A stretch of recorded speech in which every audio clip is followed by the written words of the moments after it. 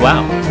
Well, hello everyone. My name is Sean Wilson from Sean Wilson Piano. I'm the one who transcribed this song and majority of the songs on my channel. So check out this video and some of my other transcriptions. In today's video, we are going to be just looking at some tips and some strategies. We won't be examining the whole song, just a piece or part of it. So stay tuned. Okay, so what I want to do with this song is we're going to examine the bass line and then some of the corresponding chords. So let's get started.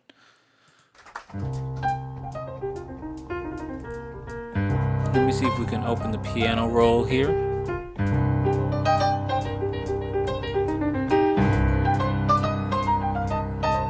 As you can see, this is just the intro.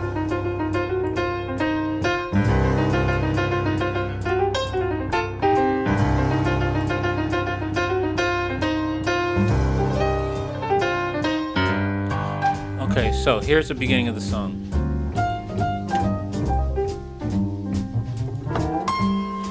And when I'm examining the song like this, I would prefer to just kind of to give it some structure. And I'm going from an ear perspective here.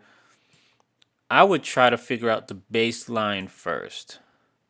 Okay, so let's go. That was a pretty long intro. So let's go from, and we don't have a video along with this song. This was only audio. There it is. So that's a C. All right, so we're going to go with our bass line here. Okay, so our bass line, the first note's a C. Okay, so we have a dun, dun, dun, dun. All right, so let's back that up. Dun, dun, bum, bum. All right, so we're just doing the bass line, and then we're gonna play along with it. Make sure it works. We need that passing, kind of a passing tone there. Dun. Now your ear should be able to recognize the. Your ear should be able to recognize the kind of interval that's going dun. That's a minor sixth, right? Right would be an A flat there.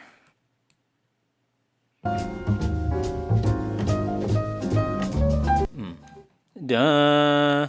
And it looks like he's hitting a D, but really the tone would be from a G. Right, so now we're gonna play along with that. Let's see if that works as the bass line first. Okay. Here we go.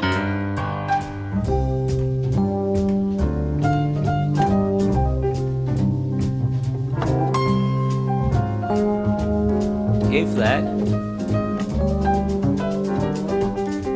Okay, good now. All right, good. All right, so that's the first round. Let's just try the second one.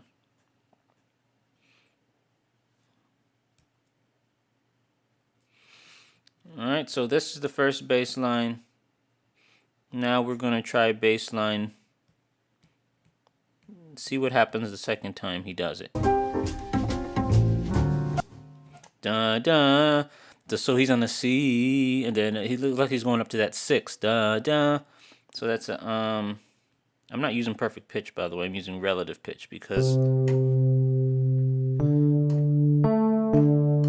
right, relative is when you have that reference point and you're measuring. Your ear is able to tell the distance between the root note and the pitch you're going after.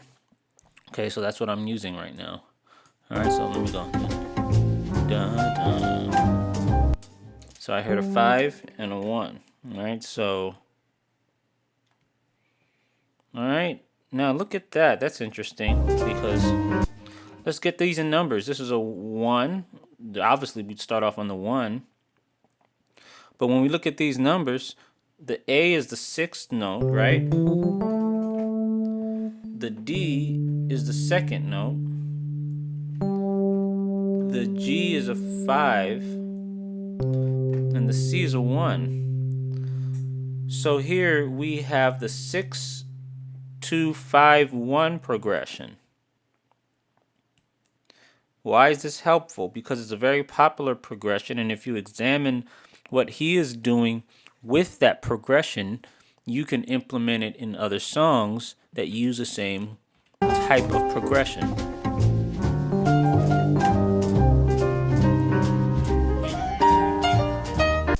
Uh-oh, something happened right there. Looks like a momentary change of key, right?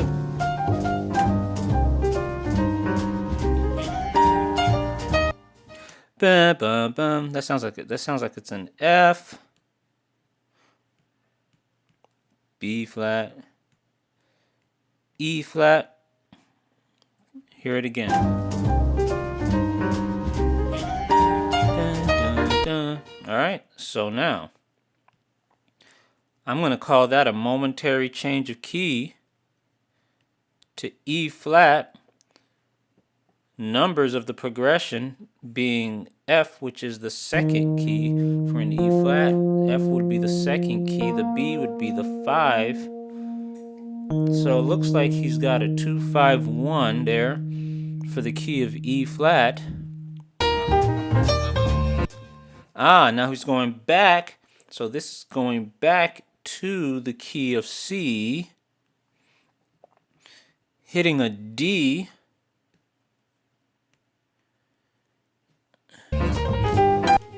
G, C. All right, so if you can see what's going on here, you have a D, which is the 2nd key of the C scale, the G, which is the 5th key of the C scale, and then the 1. All right, so we have an interesting bass line here that's a little bit different than the initial bass line. All right, so let's look at that one. This is the first bass line. This one is that one. All right, now let's go back to this one. Here we go. Change key. Back to the...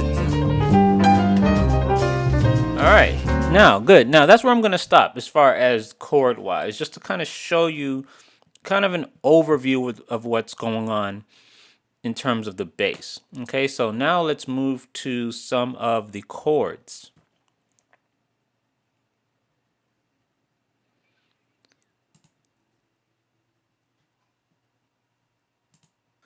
Okay, so now let's look at some of the chords that he was doing in both of those sections. I left out the C's there. I need to go back and add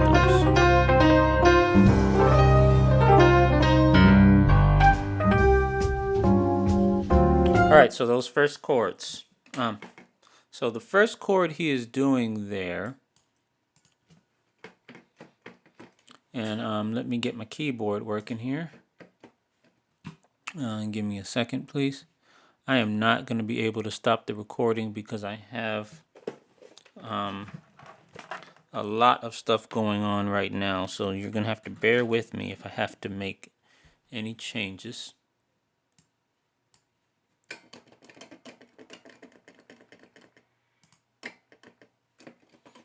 Okay. Not certain why that is not playing.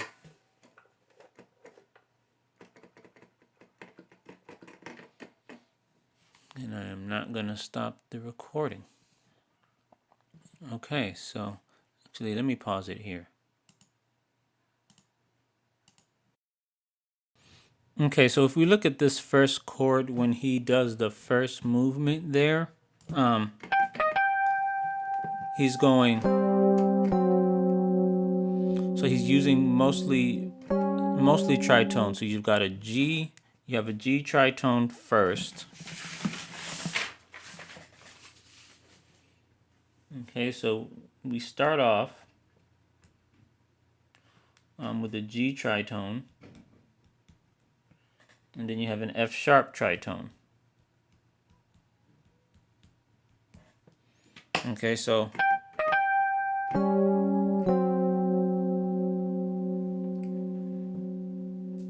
which you could say is implying an A in the bass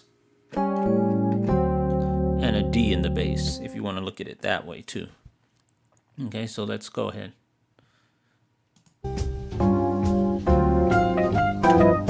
Okay, so those chords, okay, right here would be, okay, so then that's going to be a F,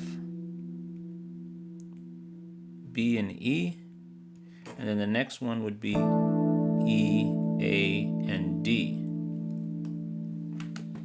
Okay, so let's back that up. Let's hear those together now. F tritone, and you have those. And then he's implying that C dominant sound. Let's just make it this for now.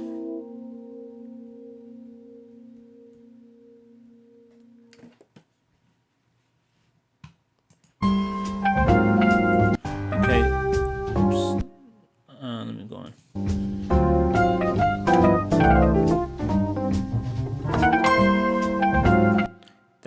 Those. What are those? Sounds like it's... Alright, now let me check that and see if that's right. Okay, that's right. So that's F, C, B flat, and an F sharp. And then these, which would be... So... Okay, so we have the F sharp, C sharp, G, and we're moving that down a half step to F, C, and F sharp. Okay, and then that one. E,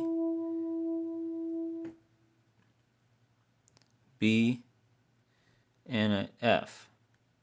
And that's all.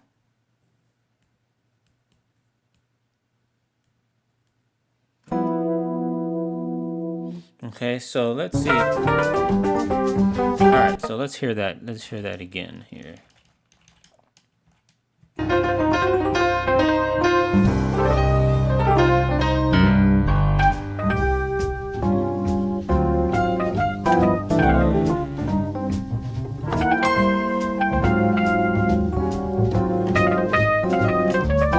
Alright, perfect.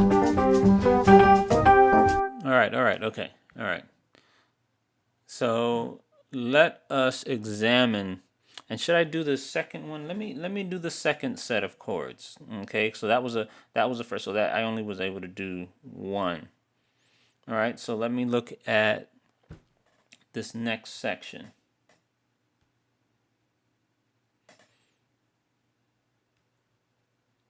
And give me some time to get settled here. All right, so the second one. Okay, so I'm hearing a tritone there. Right here. Sounds like a tritone. Hear that? No, that's not a tritone. That's a major third. Yeah, that's a major third. Okay, so we have a D flat and an F. Yeah, that's a tritone. Okay, and a C. All right, so that. So that same thing again. F, B, E, and a E, A, and a D. Oh, this is where the bass does that 2-5-1 progression. So in that 2-5-1, looks like on the 5 is where he does that chord. It's an A flat, D, and a G. Dun, dun. Yeah, we can honestly just put it as a I'm just gonna put it as a B sus2 for now. All right, so here we have that. Okay, so let's go back. All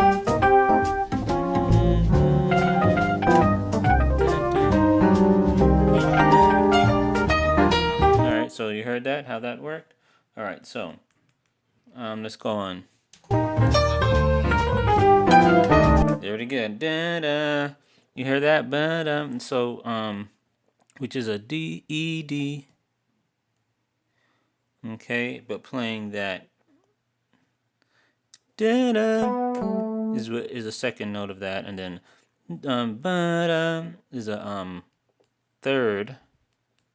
So hear that together, and you'll hear that if you listen. Hear that?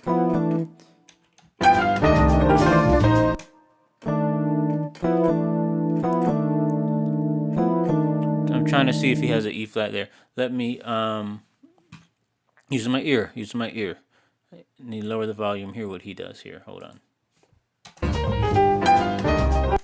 Yeah, I'm gonna call that as an E flat there. I'm hearing an E flat on that. Let's see. Let's try it again. Yeah. All right, so we need to put that as an E flat in there. Okay, so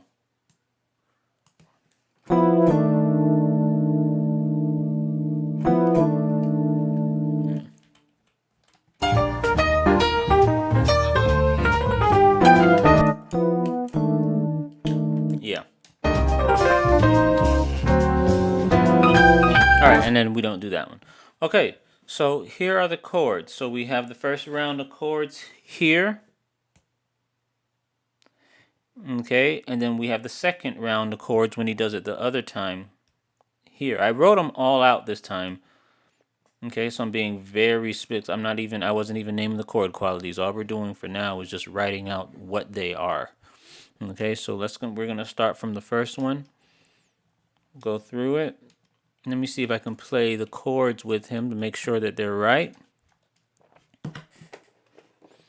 And let's see here. Okay. Here we go.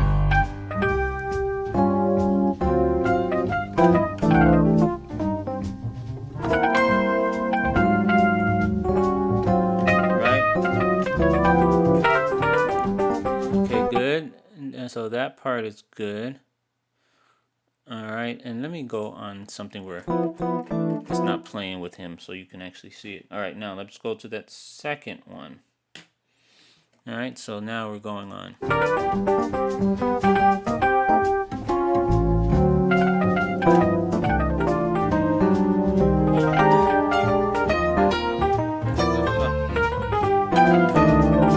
Okay, no. Why are you still playing? Let me all right, try that again. That's the other one, okay. This is the first one. All right, this is the first one. Oh, I'm gonna go back. Now we're on the second one.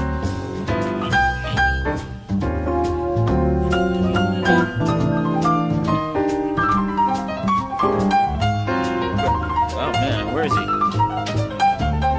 How in the world am I supposed to keep up with that? Let's try it again.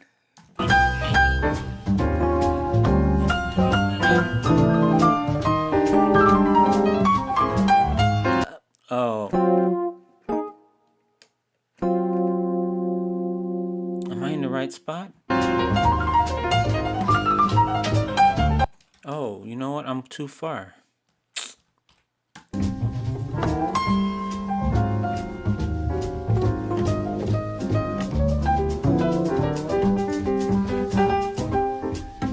Here it is. There it is.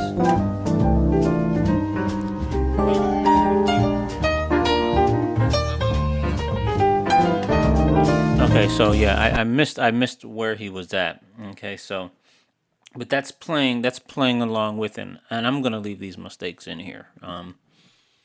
We're gonna just because MIDI files aren't working with this is not always going to be just exactly perfect. So those of you who are looking for perfection, go to someone else's channel. All right, now let's discuss the third thing, and that is the secret to these chords, the kind of sounds he's drawing from, and what exactly he's using here. Okay, so I want to examine these because if you look at this chord here, this chord here, this chord, this chord and this chord, they all share a commonality. What do you think that is? Okay, and then if you look on the first set of notes, okay, and let me see here. Let me get rid of a couple things here. Okay. Okay, so same thing here. We have with chord. This chord, this chord. This is the dominant chord here. So that's the C dominant. Nothing special about that in terms of what I'm trying to say. This chord and this chord. And this chord. Okay, because it comes up to a type of sound he is using with the left hand. I'm not even going to touch the right hand right now. If I did, that would take a long time. This was going to be a shorter video today. Oscar Peterson is no joke. I spent most of my time transcribing, so yeah, we're gonna have a shorter video today for you. But just as a side note, there's a whole lot of bebop and chromaticism that he's using with the right hand. That I don't know, I may put that in a video if I have time, but it wouldn't be today. It would be later. But of course, any of you who are getting the MIDI file, I would upload that. Well, let's just look at what's going on with the chords here. That first one, dun dun, which are these here. Okay, now the sound that he is going for would be 13th sounds. 13th sounds.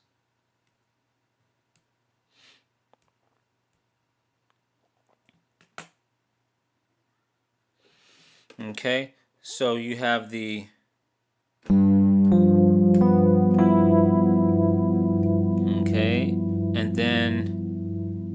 and then of course this other one would be more of a 6C9.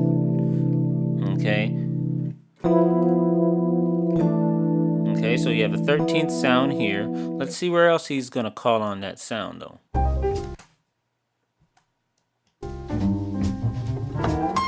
Right there. Oh no, that's the dominant. Right there. You heard that?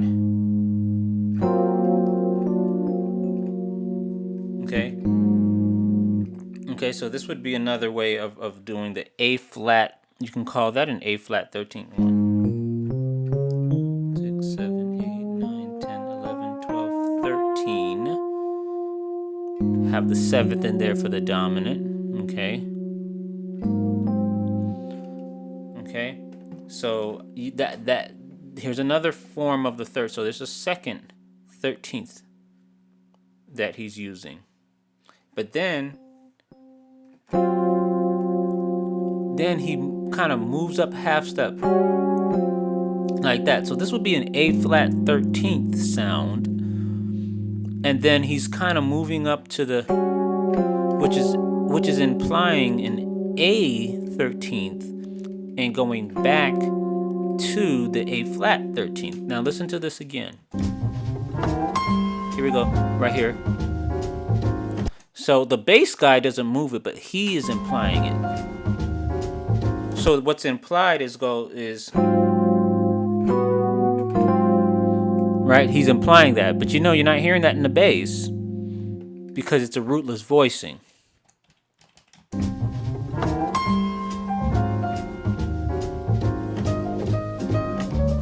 Here it goes. He hears that? That's the G 13th sound. So here we have it again. So if you can see it in the MIDI file, I know you can't see notes because I'm looking at MIDI files, but I'm going to guess that this here would be that A flat 13th. Here's where he takes it up that half step. Here's where he brings it back down to the A flat 13 again. Looks like he repeats the A flat 13 again. Looks like it goes down half step to a G 13 there. Okay, here we go. C dominant, A flat 13, up half step, repeat it, drop down to the G 13. See that again? Now it's interesting now looking at it in that context because so it's almost like he wants to go with that A 13th here, but he doesn't, right? Because these notes here this is the major third here we already discussed. Okay, but I'm gonna say that he's calling on 13th sounds though. He's calling on 13th sounds for most of his songs.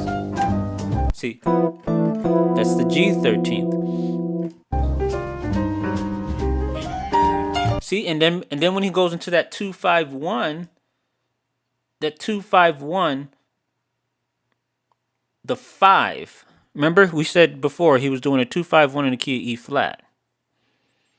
So 2-5-1, that 5. Now what's the 5th key of the 2-5-1 in E flat?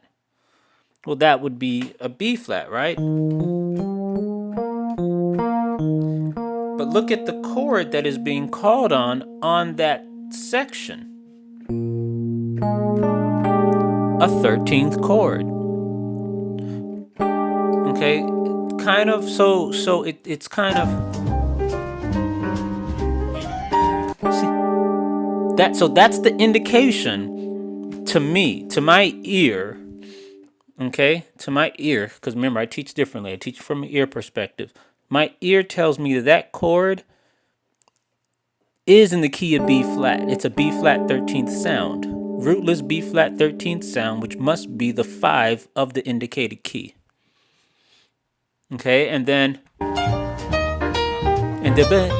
okay, so now he's back. He's back. And that note is the 2-5-1 progression. That is the 2 of the new key of the C, going back to his original key.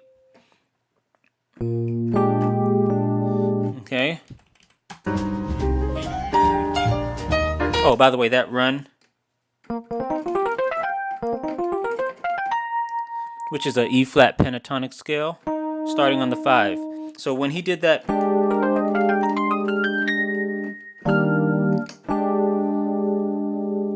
right, which would make sense.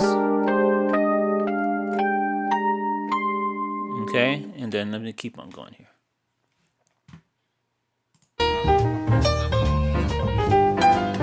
See there again.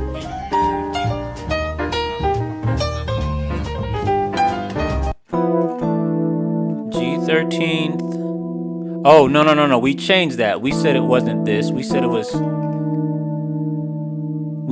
this. Okay, which is implying now an entirely different sound. It's more, right? It's that C minor. It's still a minor. It's still a C6, but it's a minor instead of major. Okay, but that's the 13th. Now, one of the things I'm going to go ahead and start closing out here, because there's a lot more to this file this week that I had to do. And so no wise words this time, no Zen states. But I did want to mention that in the course of this video, because I focus so much on my ear and not on theory, one of the things, once I found out what that 13th sound sounded like to my ear, then, you know, what I had been doing this week was training my ear to recognize that 13th sound. And so remember, when you're going and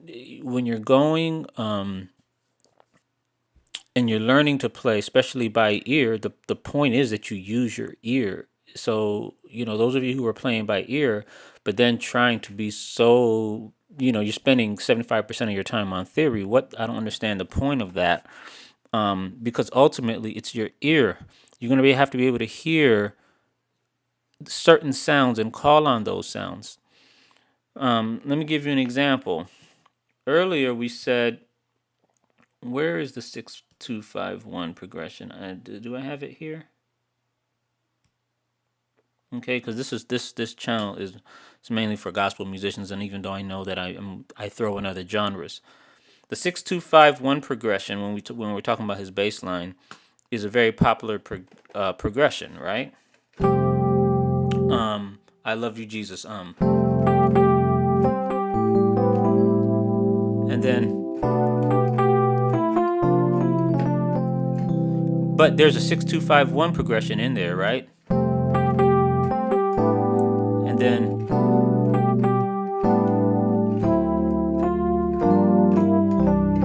so you have that 6-5-2-1 progression.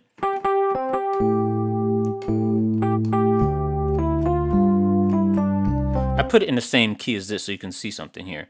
So it's the A, D, G, C, right? Same progression. Okay, so first of all, your ear has to be able to tell you that, okay, well, this is using the same kind of progression that Oscar Peterson was using.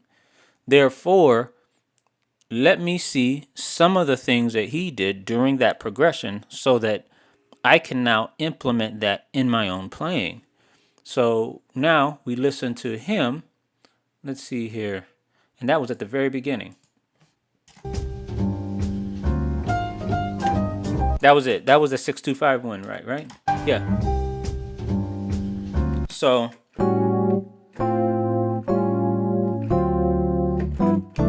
okay, so now we have chords that we can use in that song. And then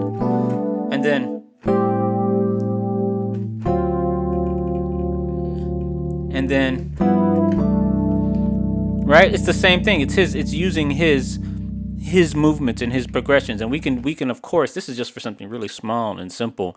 But then when you get into a lot of the runs that he was doing, and maybe when he went up to that change key, if you know that you're changing to the key of E flat and you want to go, a 2-5-1 progression into that key, and you want to do something like what he did,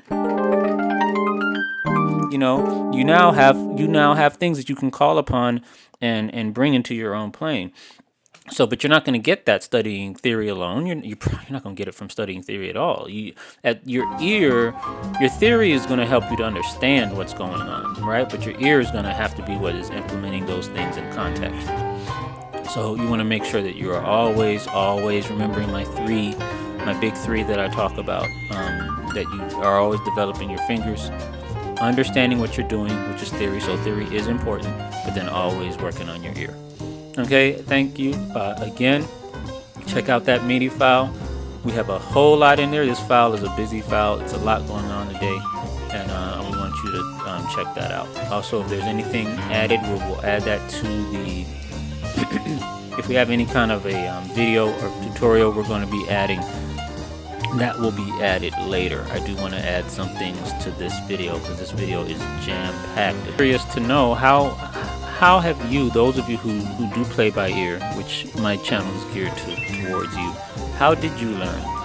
What steps did you take to learn by ear? Let me know in the comments, because, and this is a real question, I'm just trying to see what your process was. I know what mine was, and like I said, I didn't have a teacher, but that taught me to play by ear. I had a teacher teaching me how to play by sheet music, but I never had anyone show me anything as far as, I had to learn everything by ear. And I was just wondering, how did you learn? Those of you who have learned to play by ear, what steps did you do? What was it? Was it a person, a mentor? How did you learn? Let me know in the comments. Sound off in the comments. Let me know, and that will help me with furthering and knowing what to tell people in the future. I just know what I did.